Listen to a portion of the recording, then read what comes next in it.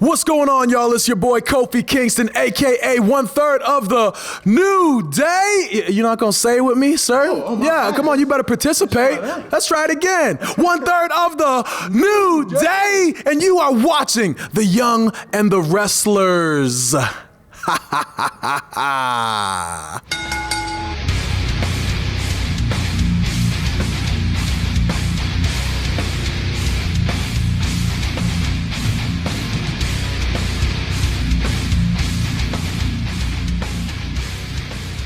Welcome to The Young and the Wrestlers, the Pop Culture's WWE podcast. I'm one of your hosts, Ryan Betson, alongside... I'm as isolated as Michael Cole at the commentary desk. I'm Jem. This is our SmackDown in review, and it comes at you every Tuesday morning on your podcast services. That's 8 a.m., 9 a.m. on those YouTubes. If you want to join that was really good, actually. That's caught me off guard. If you want to join the wrestling conversation, head over to facebook.com/group/thepopculturist, Twitter, Discord, Instagram. All those links are in the down below area. If you want to join the conversation as it happens, head over to twitch.tv/thepopculture, where you can watch us record this show live, as well as our other show For the Players. That's our PlayStation podcast.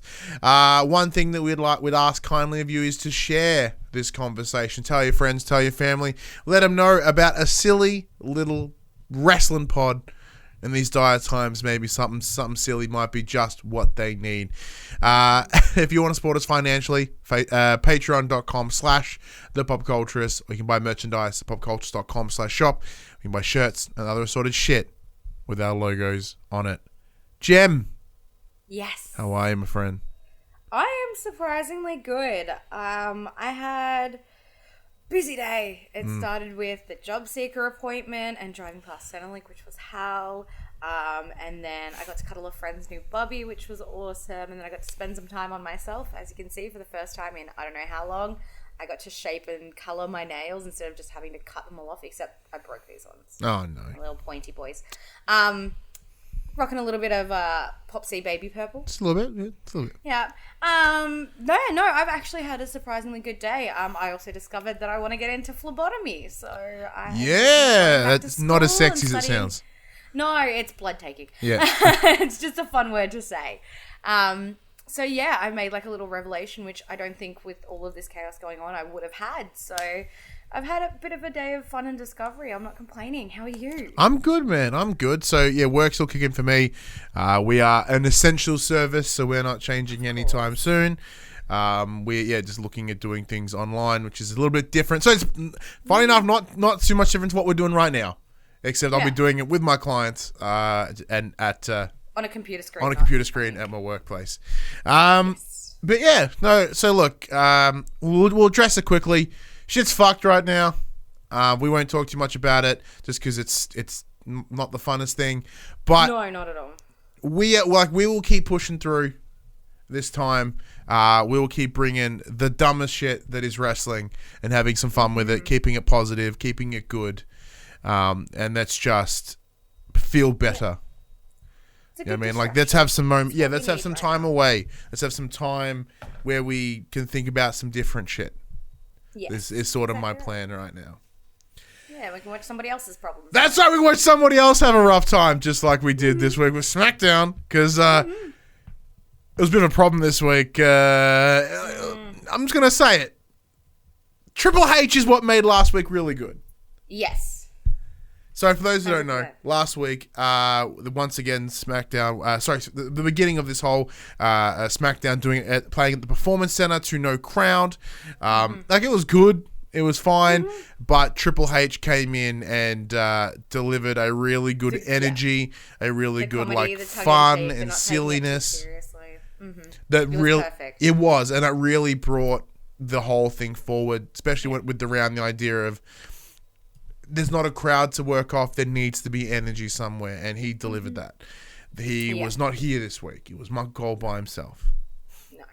Which I think Cole did pretty well considering. Honestly, like, overall, it was pretty solid for the most part. It really feels like, it only took them a week to get into the groove of, doing this without a live crowd. So, oops, sorry.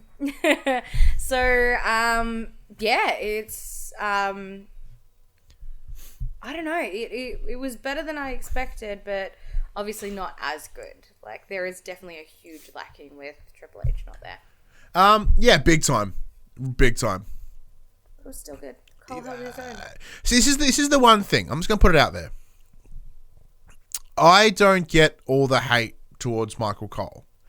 Like, granted, I didn't watch him during the heel Michael Cole where he's suddenly in matches and being a bit of a bumhole. I never saw it. Yeah. So everyone apparently poops on his commentary, and I'm like, I don't get it. Because he's been doing this for so long. When you've he's got like one of the legends of current. exactly when you've got Jerry Lawler being just horrendous on Raw, absolutely abhorrent at his job. Give me Michael Cole any day of the week, any day, any day.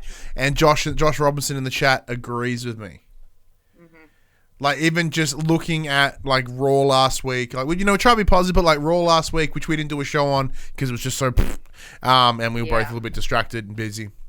Yeah, with everything going on. So, you know, even Byron Saxton tried really hard last week to sort of keep that energy up, especially with, the whole Stone Cold stuff, sort of trying to do his shtick to an empty room was fun. But yeah, no. Michael Cole ain't that bad, everyone. And Champion Game is reporting in. He says, "Hey, Champion. Hello.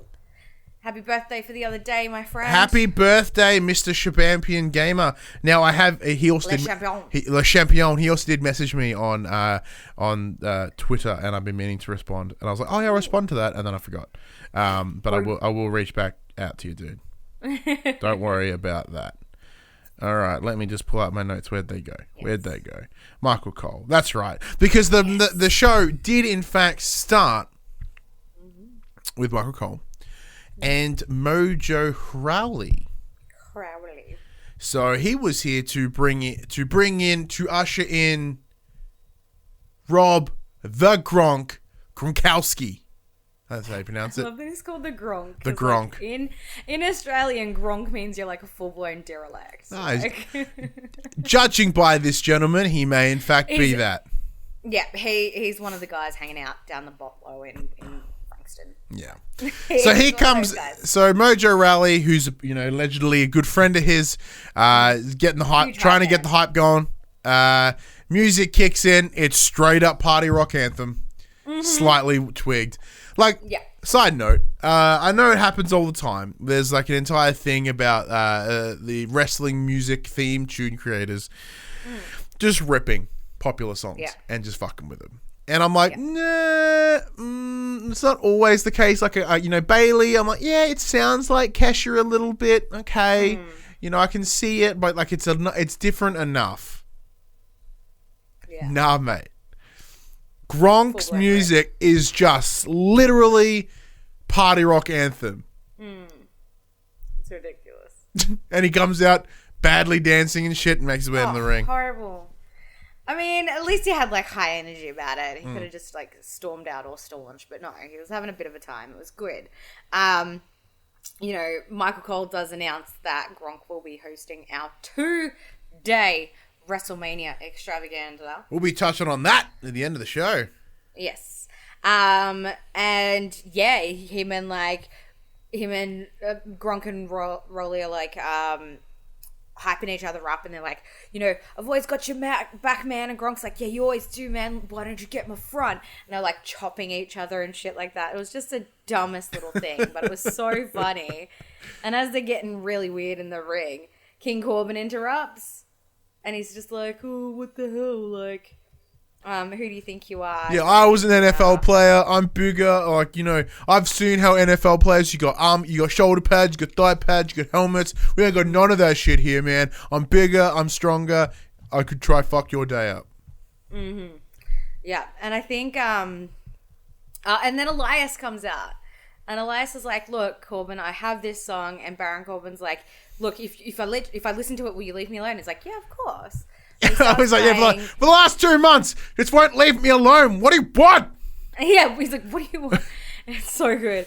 And Elias basically, like, he gets through things like Gronk is bigger and stronger than you, and he'll put your head on a pike, and this, that, and the other. And Baron Corbin cracks to shits and stops him, and then, like, Mojo Rawley runs behind Corbin, and Gronk just pushes him over, like, real childish school shit. They're just a bunch of frat bros, those two. And then Elias gets in and obviously attacks King Corbin. And Gronk's like, as a host, I can't make anything official, but I'm advocating for Elias versus King Corbin at WrestleMania. Dash has confirmed the sheet is delivered. The dirt sheet is ready for the end of the show. The goods. But yeah, no, like, it looks as if this Elias Baron thing was happening for a little while. Elias has just been right up in Baron shit for the last couple of months, as we said. Like, he's just been poking and poking and poking. And I'm surprised it's taken this long for them to announce the match, personally. Yeah, exactly right. Which hasn't been officially announced yet, but we know it's coming. 2 days of WrestleMania, it's coming. Yeah, big time. A lot of time to fill. Too big for one night, Josh says in the chat. Yeah. Is this something you want to see, Jem? Look, I want to see Elias in action for sure. Against Baron Corbin, not really. Just because there's no substance to it. It's not going to go anywhere. It's a temporary feud like that whole Baron Corbin Roman Reigns thing was. I'm scared it's just going to be something simple that's just going to get dragged out forever. So, yeah. I don't care. Look, it is a bit of a disappointment for Baron. He just finished up a bit of a feud with Roman Reigns, main event feud with Roman Reigns. So he's kind of stepping back a little bit. But then Elias was set to take on Cena at Mania until some things changed. So it kind of sucks for both of them, really. Yeah, definitely having to take that step back. But it just means, obviously, like, bigger things can come for them in the future. Yeah, look, it's one of those things like, look, they've both taken a hit. So, they're doing all right. It'll be a good enough match, probably early in the night. Like, won't be anything too major. Speaking of lackluster, as you mentioned, let's get into the Paige segment. So, as promised, Paige appeared in this week's episode of SmackDown. However, she wasn't in studio. She was on some sort of gaming racing chair in LA. So she was there for some reason. I can't remember why either. But all we know is she was there. She was obviously talking about the women's division and what's going on at the moment. Sasha and Bayley come out immediately. So a small interview with Cole interrupt. Yeah. So both Bayley and Sasha are in the ring trying to just arc up Paige, arc her up hard. And they're Bayley more so than anything. Yeah, like, Bayley's just like... So Sasha's just standing there, Bayley's like, meow, meow. Yeah, Paige is like, oh, look, so I've had a chat with Fox exclusively. Obviously, she's a host on Backstage, so she deals with them quite closely. And she's like, I have the pleasure of announcing your WrestleMania match. And Bayley's like, well, actually, we're not going to WrestleMania. We're going straight to the Hall of Fame because, I'm dominant and I'm taking on everyone and nobody can beat me. So I'm just going to skip it this year. And Paige is like, it's funny you say that because you talk about being so dominant. Let's see how you go. How are you going to go defending against Lacey Evans? And she's like, I fucking beat her. Like, I don't have time for her. Or what do you think this is? She's like, all right, well, what if I add Dana Brooke into the mix? She's like, I don't fucking care. Add Tamina for all I care. Is she even employed anymore? What is she doing? Yep. Fuck it, put Tamina in there. Paige's like, all right. Paige's like, okay. All right, Tamina's in there as well. And then, like, Bayley's going on and on and on. And she's like, you know what? If you like, she's like, yo, you can't do this to me. Like, rah, rah, rah, what do you think you're doing? And she's like, hold on. How about we add Naomi to the mix as well? What do you reckon? I think that sounds good. And then Sasha's like, well, she didn't say F, but she's like, you bitch. So what are you doing? And my best friend. Yeah. And Paige is just like, I'm glad you finally chose to speak up. Like, I've been waiting for this because the last person in the 6-pack elimination match for the women's SmackDown title at WrestleMania is you, Sasha Banks. Oh, shit!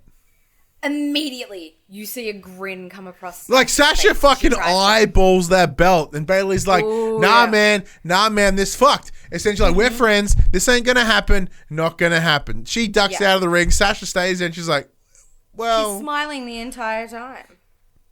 The entire time. Holy she's shit, smiling, Jen. And I was like, oh shit. I knew that eventually these two were going to come to a head. I didn't think it'd be at WrestleMania. And Josh jumps in and goes, "Yeah, that smile though, like 100%, man." Oh my god. Because I didn't know going into this, because I just kind of been oblivious to the tweets, the tweet books and stuff. So I didn't know what the plan was, and I was like, "Oh, Lacey, okay, cool. Oh, Dana, I know you like Dana Gems. That's pretty good for both of us." Yeah. And like Tamina, all right, fucking sure, why not? Why not? Yeah, and then Naomi, I'm like, well, okay, well, we predicted that Naomi and Bailey would have another go at Mania. And then I'm like, all right, cool. Like a fatal five-way, that's pretty fucking sucks. Sucks. Yeah. I am really interested to see how this is going to go. And I honestly have a feeling that Sasha Banks is going to do over Bailey. Mad Dog goes, and she's smiling. Uh-oh, she is smiling. Quote Jim Ross. Oh, she's smiling. Yeah. Yeah. So, yeah, I honestly think that... Let us know how you think this is going to go, chat. I'll give you some time while we start saying our thoughts how this match is going to go down. I think Sasha's gonna do over Bailey somehow, and I think she's gonna. We've seen this happen before, because as we know, Sasha, bit of a backstabber, right? But it's very self-motivated. So there has been time, I think maybe in some Rumble matches or some sort of elimination-y situations where Sasha has been like Bailey and Sasha have teamed up for a little while, and then yeet, out she is, and Bailey is outbound, out of the ring. And Sasha's left standing. So it wouldn't surprise me if that happens again, because I have a feeling this may be, because my understanding here that we are whoever gets the pin gets the win, right? Elimination match, so it'd be almost like a gauntlet. Or maybe 6-pack. Maybe they are all in at the same time. It could be. All right, can someone confirm that in the chat for me, please? Because I didn't quite grab that. But it is an during the elimination show. match, so it's essentially last person's. Yeah. Okay. So I imagine in that case we're going to see like a teaming up of Sasha and Bailey, so they come up to 1-on-1. big time. 100%. But there is that one advantage of like Naomi, Carmella, Naomi, Tamina, and so Josh confirms it's elimination. They all start at once. Everyone's in there and it just goes from there, one by one elimination. Yeah. So I think Tamina, Lacey, and Dana will work together. And I think there's a higher chance of them sticking together in sort of some capacity rather than Bailey and Sasha. Yeah.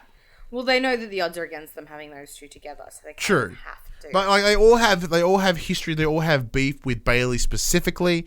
Like Sasha, although part of it and the beef is there by proxy, their focus would probably be on Bailey in this match. Yeah. I wouldn't be surprised if Sasha steps back and lets Bailey get eliminated first. Everyone just kicks a shit out of her. They bing, she's out. She's like, all right, and then goes on in. Yeah. So in that case, who do you see the final two? Final two, I reckon, will be between Lacey and Sasha, because that's a match that I thought was going to be a bigger one, and I think this is where that's finally going to come to a head.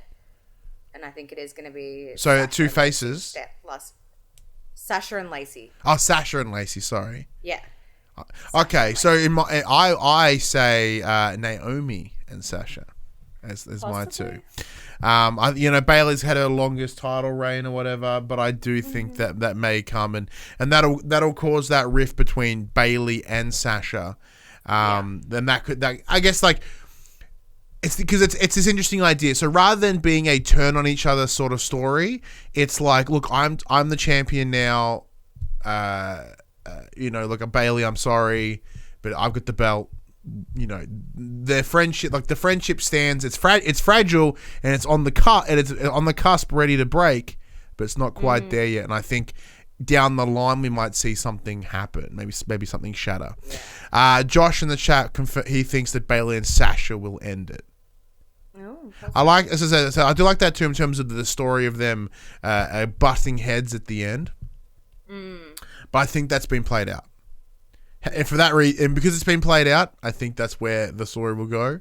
However, I ideally would like to see it a little bit different. Yeah. Because maybe post WrestleMania, I know there's no automatic rematches anymore, but what if there's a circumstance where Bayley's like, I want another go.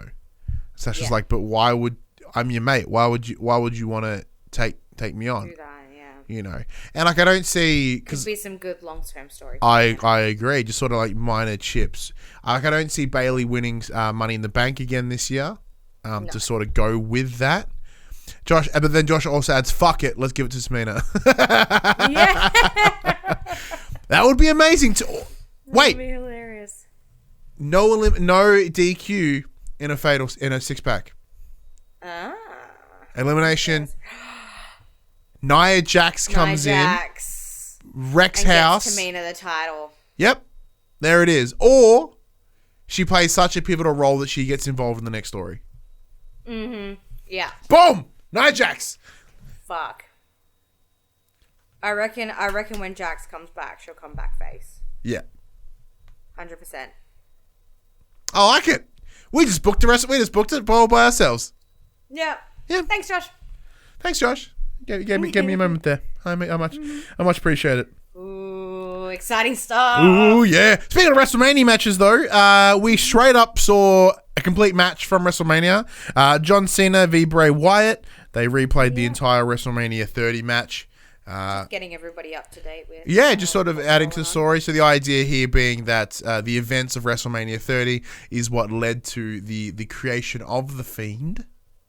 Yeah. So sort of a nice little bit of backstory there. Now, I did skip this. Mostly, I haven't seen it.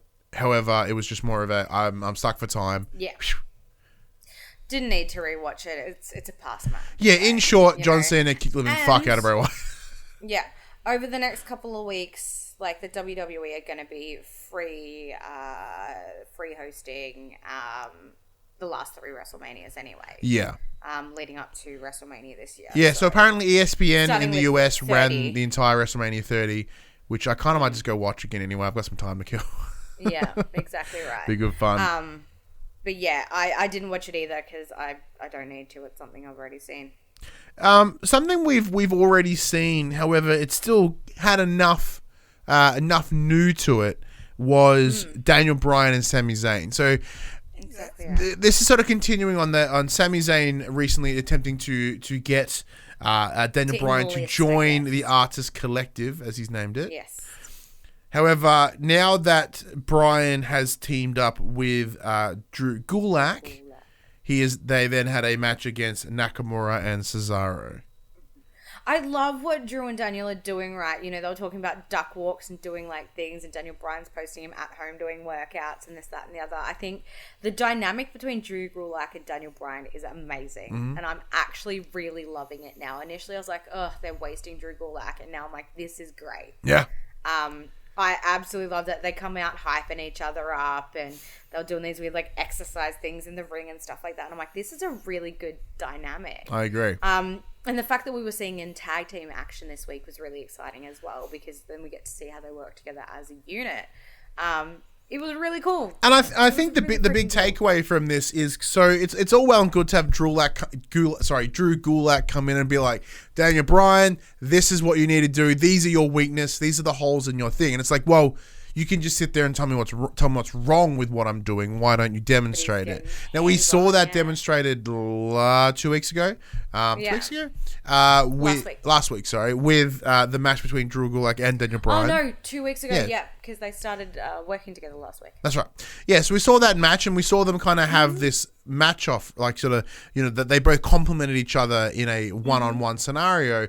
It's good to see that complement come together and take on an opposing team. Now, the big advantage so even though the Gulak and Bryan have only been working for a short period of time together, this is, you could see here. It's so natural. Like, yeah, exactly. And it worked together well, because even with the likes of Cesaro and Nakamura, who have been working together under Sami Zayn for quite a while now, still can't get wins. Yep. They still cannot. Yeah, it was really interesting to see, especially with like, you know, like there was a really great moment where they utilized, like Bryan and Gulak utilized their team, and they did end up getting the win for their team. And, you know, Sami, the king of illegal, the king of, doing dirty. He's like, that was dirty. He wasn't supposed to be in the ring. That's an illegal. Like, ref, are you kidding me? That's illegal. They shouldn't have that win, this, that, and the other. He was on commentary, by the way, which was awesome. Sami Zayn's great on the microphone. It's a good mouthpiece. He really is. I saw a tweet. Somebody was complaining about like the virus, and Sami Zayn just tweeted back like, "This person wants to speak to 2020's manager." This person wants to speak to the coronavirus's manager. Yeah, and I was crying. I was absolutely fucking howling because Sami Zayn is just the funniest dude. He is so good at what he does. I want to speak to coronavirus's manager. I love him. I absolutely love him. But after this, they do have a little backstage segment where Sami's obviously cracking the shits at Gulak and Bryan and continues to call Gulak a nobody. And Bryan's like, you know, if you're going to keep talking about that, why don't you put your money where your mouth is, and why don't you defend your title against me at WrestleMania? And Sami's like, gladly, if your nobody friend here can beat Shinsuke Nakamura next week. And Bryan's like, done. And Gulak was like, yeah, wait, what? Wait. Yeah, his face was like, huh? But I'm actually, like, initially I wasn't too sure on this. Hey, now buddy. I'm actually really starting to enjoy it. You go to the toilet? So. Sorry, my son had a small nap on the bed, and now he's going. We play games after the show, buddy. He wants to play Animal Crossing. Cute. You go to the toilet, mate, and we'll play after. So he's still like half asleep. He's got that like dazed face. He's like, I have to go to the toilet, Dad. I'm like, yeah, we'll go, mate. He's like, oh, okay. Yeah, he just doesn't know what to do at the moment. Yeah, he's a little bit space. Yeah. Yeah, sorry, go ahead. What do you think of it? I'm in. I'm feeling it. Yeah. I like that because it's good to have Daniel in a main event picture. Well, not a main event, in a title picture, I should say. After coming off his incredible title run last year with the Planet's Champion, I'm happy to see him involved in this. However, there were discussions around him having a smaller schedule, especially with the oncoming arrival of his second kid. Oh, baby number 2. Yeah. Baby number 2 with Brie. So I don't know. I don't know whether getting into a title picture might be the smartest call. What do you think?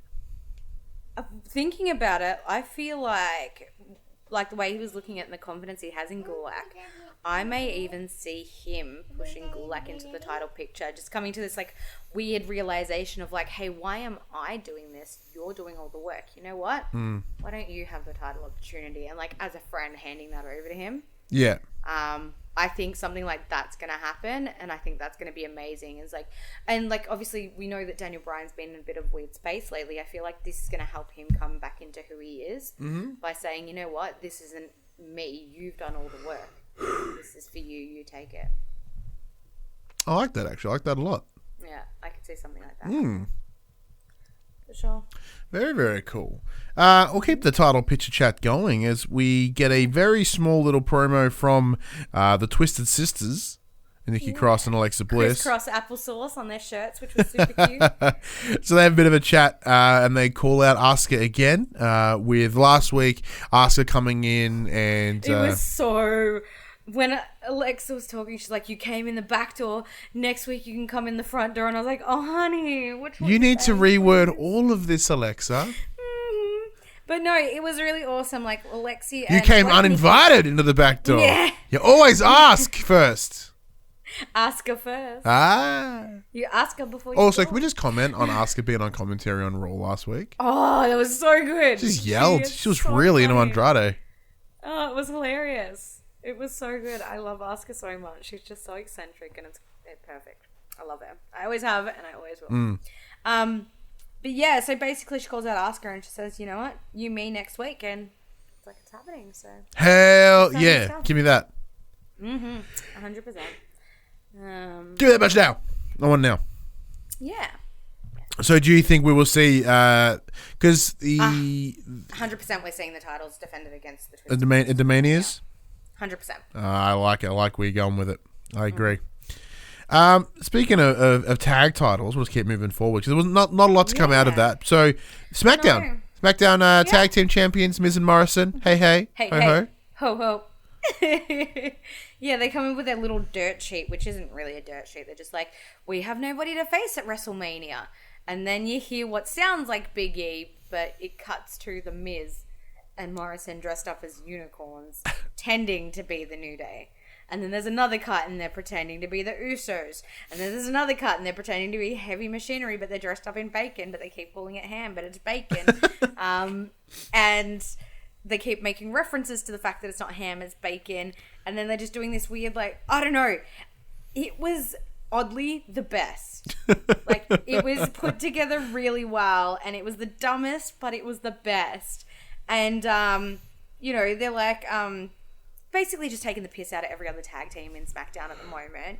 And then this leads into their match against Heavy Machinery with the possibility that if Heavy Machinery win, they may get a chance at WrestleMania at the tag team titles. Yeah, so really good match going on. Obviously, it's awesome to see Heavy Machinery like actually in it and in the midst of it. But as the match is going on, Dolph Ziggler does make himself known. And he comes out and he just plops himself down at commentary. And then as Otis gets into the ring after Tucker's getting himself beat up, starts to do the caterpillar, and Dolph Ziggler just completely cuts him off and stops him, starts showing photos of like him and Mandy together. He's like, I know you're smitten on my kitten. There's some photos I want to show you. Oh, that's so dirty. Yeah, Dolph and Mandy. And like Otis loses it and he jumps out of the ring and attacks Dolph, but then he gets like, he gets attacked by Miz and Morrison, but he's just so on fire. He just tears them apart, like puts them both through the barrier at the same time, loses his mind. He grabs a chair and Tucker tries to stop him, like, no, buddy, don't do this. You get us disqualified. Like, come on, mate. Like, I know you're upset, but come on, honey. And Otis looks up and the photo's still up on the screen and he just attacks Morrison with a chair and gets his team disqualified. He's like throwing shit around and like having a full-blown fit, throwing chairs and stuff like that. And yeah, he ends up like crying in Tucker's arms, and it was the most like heartbreaking thing I've seen. And there was nobody there, but that just made it so much more powerful. Yeah, it made it real personal. I was like, baby, just watching them cuddle. He's like, it's okay, buddy. And you see like Otis's arm come up and hug Tucker, and I was just like, yeah, poor dude. Emotions got the better of him. They did. But I honestly think because that match was inconclusive, that may lead them into a match at WrestleMania. You say that, but like a DQ is a loss. Yeah, I know, but like, you know, it's not a genuine loss, if you know what I mean. Yeah. But then, yeah, what can you do? Yeah. Speaking of loss, though, the lost part of the night. Oh. Bazinga. Last part, was our favourite, our most favourite thing ever that you've ever seen ever, because it's our absolute favourite, and I don't know if you can tell if I'm being sarcastic, but it's our absolute favourite, a contract signing. Woo! Fucking love contract signings. You know this, everyone. Everyone loves contract signings because you know what's going to happen. You know they're going to come in, they're going to sit down, and they're going to just sign the contract. Nothing fucked ever happens. You said you didn't see all of it. Did you see this? No, I did not. Awesome. I'm happy to go through this then. Fuck yeah. So, lay it on me. I'm going to lean back in my new chair. You lay it on me. Tell me all about it. Standard contract signing. Michael Cole in the ring. One comes out.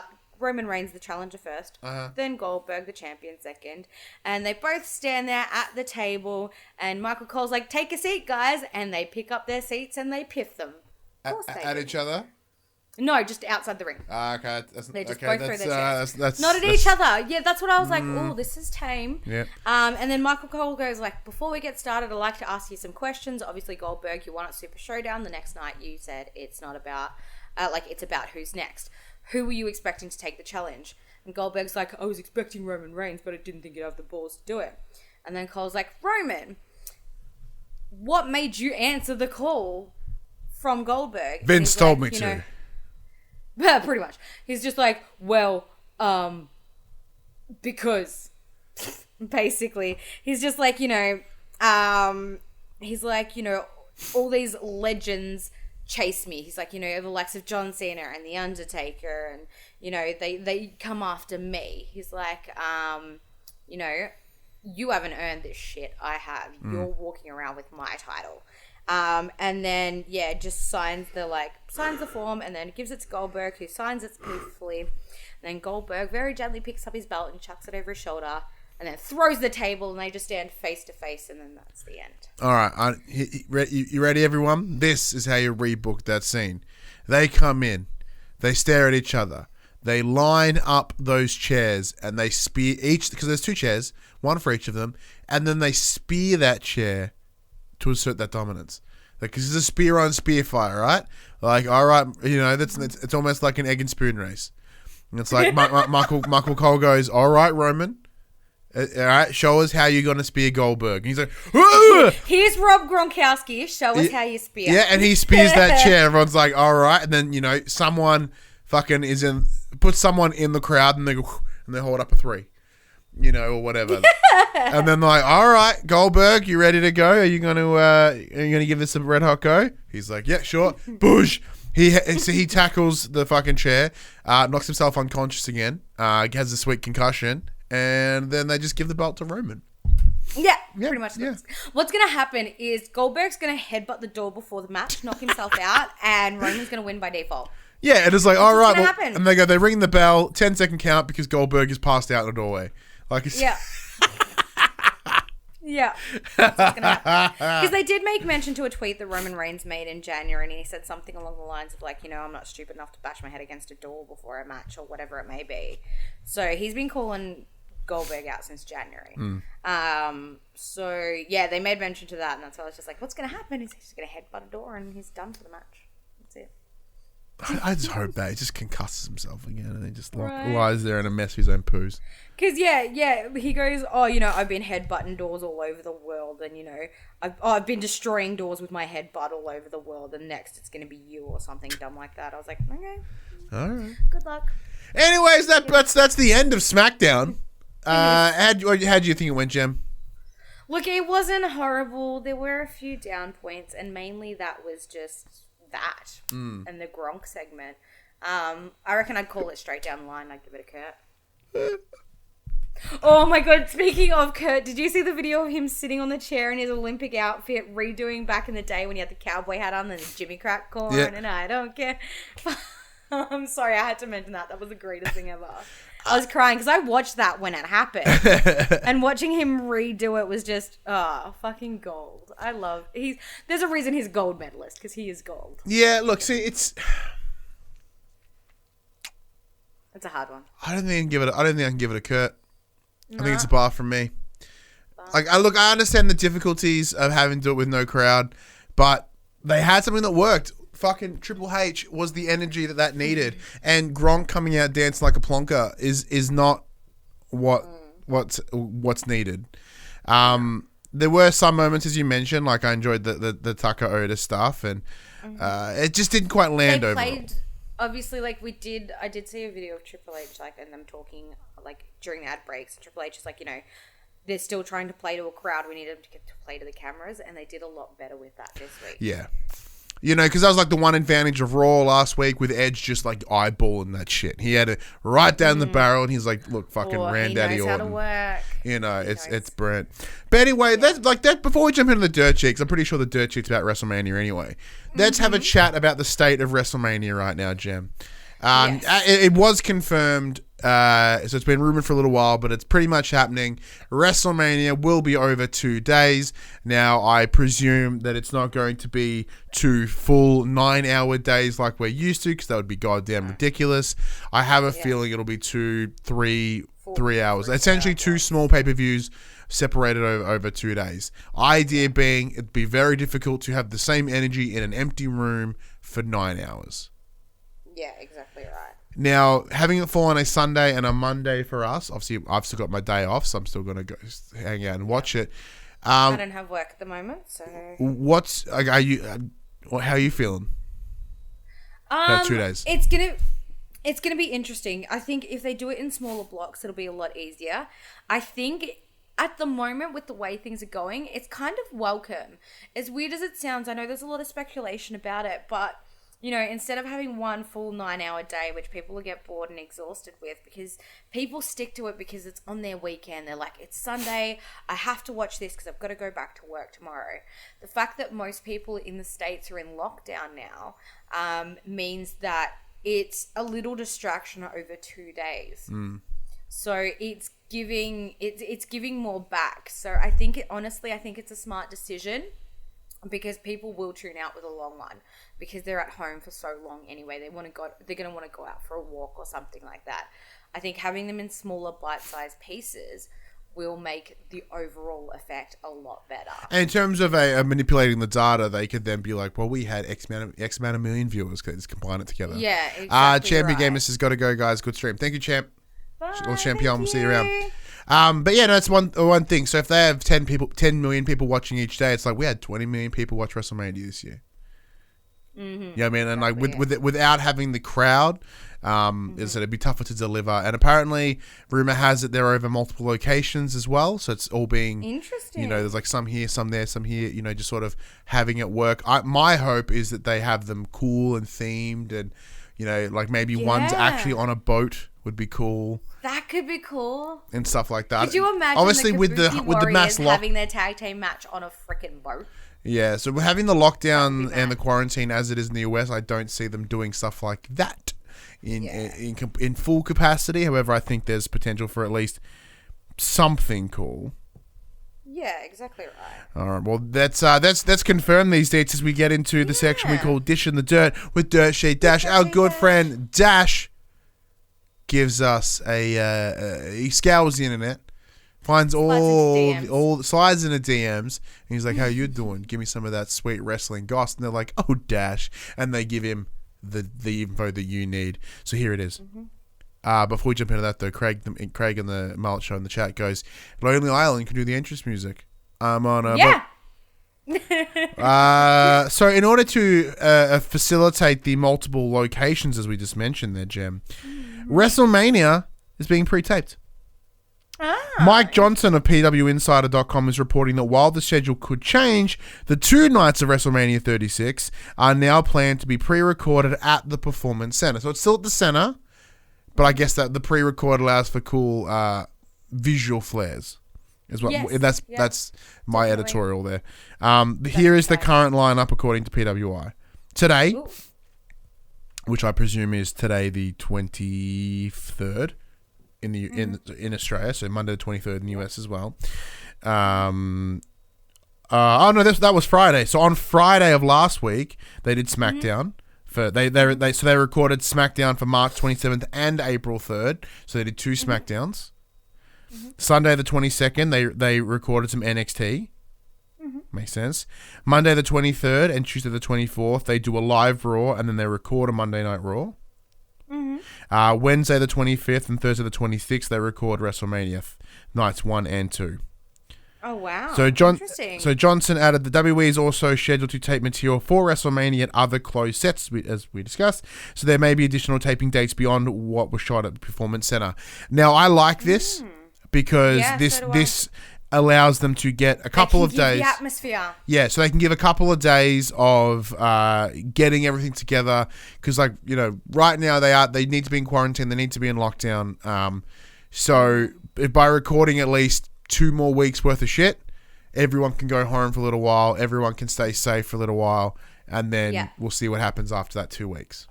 Yeah. You know, that they can look back at doing it again. Yeah. Or at least they because at this stage, everything leads up to WrestleMania. Yes. Because it's this weird line of, will we not get any more WWE after Mania? Will they take some time away? I guess. I think it's a play it by ear at the moment, and like a prepare for the worst and hope for the best type situation. Yeah, so we see how things escalate, and maybe this is more of a, we'll get to Mania, and then we'll see what happens after that. But yeah, no, I hope they do. This allows me to put some flourish, put some flair on it. Not Ric Flair, he's old as fuck. Create create some atmosphere. For Maybe they can do some things, and some things, some cool sets. Maybe they can make a really bad segue, like putting some edge into the product design, so that I can say, "Here's this second bit of news, Edge." Yay. He on an interview dropped some information about Mania. He goes, in an interview with metro.co.uk, Edge talked about WWE Wrestlemania 36 being moved to Performance Center due to the Voldemort virus outbreak. It's a big old quote. You ready? Can only bring it. This year, more than any year, we are in the midst of something we have never experienced before. The world really needs outlets. Whether that is books, whether that is movies, whatever it is, just be able to try and forget and laugh and have fun and remember what it is to be human. Yeah. As long as we can try and be responsible and as safe as we can, why wouldn't we try and do this for everyone? As a performer, that's what we want to do. If we can do that, and if people watch and can have fun for a few hours, then our mission is accomplished. Here's how I've always looked at this job. My responsibility is to make you forget about your responsibilities for 2 or 3 hours a day, or simply during a show. That is a huge responsibility, and it is a privilege. I don't look past it, and I didn't have it for 9 years. Now I come back, and the gravity of that responsibility is not lost on me. Beautiful. I think he's absolutely Well spot said. on. And that comes to a bunch of different media as well. No, in no way are we at the same level or caliber as WWE. However, if we aim to deliver the same thing, especially right now when shit is absolutely fucked, and if we can help, take that away for 40 minutes on your Tuesday, or on a Thursday, or on a Monday if you like PlayStation, that's kind of what people do as performers. And I think Edge has a straight up good point. We discussed this. Well, we mentioned that right now we need this. We all need wrestling because it's dumb, it's silly, and it's perfect to get It makes you forget for 3 hours. It's perfect to get our minds off it. It takes away the severity of the situation that we are facing. And it provides a sense of comfort, a sense of normalcy. So if that means for us, it's a Tuesday morning. For us, it's a Saturday morning that I can sit with my son and we can watch it together. And even though he's 3 and he may not even remember, it gives me a moment to step away from what is and what will happen. Yeah, especially with a child so young as well. You obviously fear for their future with what's going on right now as well. So it's perfect to make you forget about that for a little while and just have some quality time with your little man.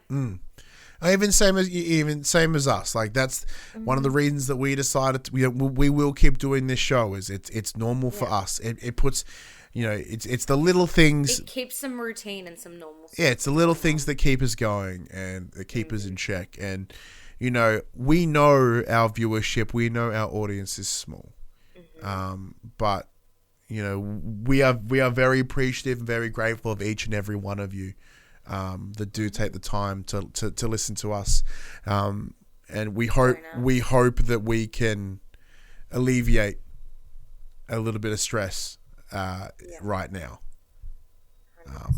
So thank you, because you help us too. It's one of the best things. Yeah. It's one of the best things about being a content creator. It's a lovely two-way street. Give and take. Yeah, exactly. But let's wrap this bad boy up, Jem. This was the Young and the Restless SmackDown in review analysis. Smack anal, as they say. This comes at you every Tuesday morning on your podcast services, 8 a.m., 9 a.m. on those YouTubes. If you want to join that wrestling conversation, head over to facebook.com/group/thepopcultures. Twitter, Discord, Instagram, all those socials are in that down below area. If you were ever so kind, you should share this wrestling conversation. Tell your friends, tell your family about this little show, and maybe they might understand how wrestling is amazing and can help some people get through their day. What was next? For the next Oh part no, was. I'm trying to interpretive dance. And then that's that's right. If you want to, you can watch us record this show live. So if you head over to twitch.tv/The Pop Culturist, you can watch Jem and I do this show, and as well as our Raw in review, as well as stream the games and our PlayStation podcast for the players. If you want to support us financially, you can do those money hands, Jem. That's right. You head over to patreon.com/thepopculturist, as well as our merchandise shop, popculture.com/shop, where you can buy shirts and other assorted shit with our logos on it. So until we see you in a couple of days when we talk about Raw, I'm Ryan Betson. And I'm Jen. See you then. Night.